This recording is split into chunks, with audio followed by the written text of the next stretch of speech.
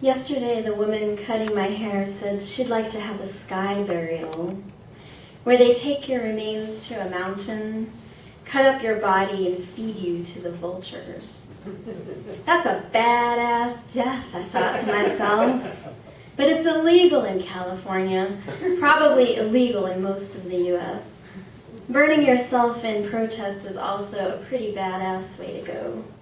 A man in passing mentioned how many people kill themselves jumping off the Golden Gate Bridge, although there have been stories of friendly sea lions who come to save people from their watery demise. My father donated his body to science. I cringe at what they may have done to his remains. So I choose instead to imagine a cremation where they scattered his ashes into the Pacific. Now every time I go to the ocean, it's like going to visit his grave, the biggest, deepest, vastest grave I have ever seen. For me, I imagine being burned after I pass, symbolic of my fiery spirit carrying no planets on Earth. My ashes scattered under the Faragliones of Capri, where we kissed on our wedding day, in front of our family and our friends. Not a badass death, but a beautiful one,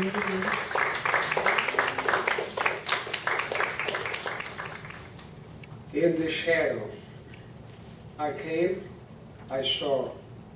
Some events intruded my soul. Others became guests. With my soul medicated by religion, I embraced the spirit world with love. Awake in the shadow of happiness, I conquer.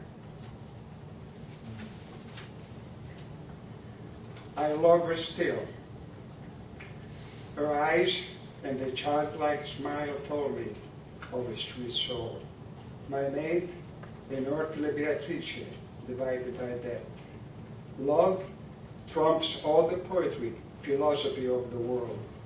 Love and grief, universal formula, need no explanation. I love her still.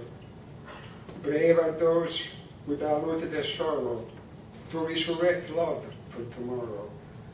I, in solitude, watch from my window the evergreen trees, birds flying in and out their nest, their young waiting to fed.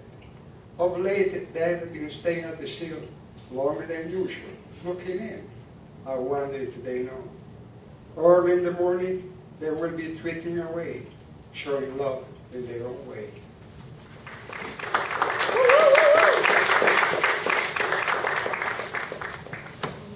All of your papers in the closet in a box marked Dad haunt me.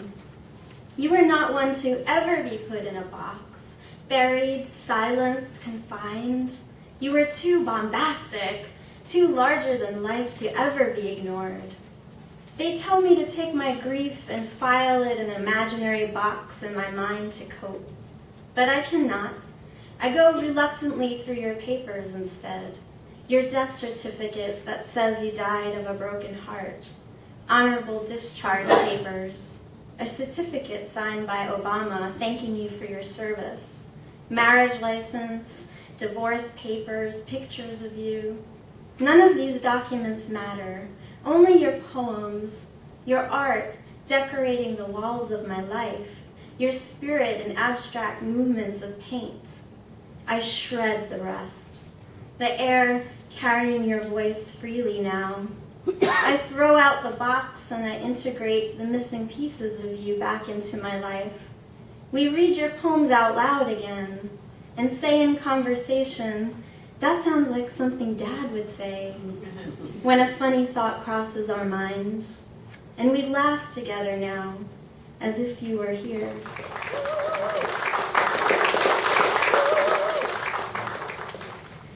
In the same breath, visiting Yosemite National Park, I ventured out of my cabin during the night, anxious to verify the wonderful story I heard about. The mild temperature and the full moon assisted my curiosity. No visit inside in the eerie silence, only my footsteps could be heard.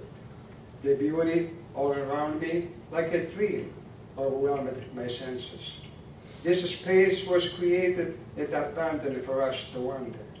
More than ever, like a visitor sent by the heaven, I felt life and death could be spoken in the same breath. The dawn announced the sunrise. The morning dew droplets shined like pearls in the filtering sun, destined to disappear.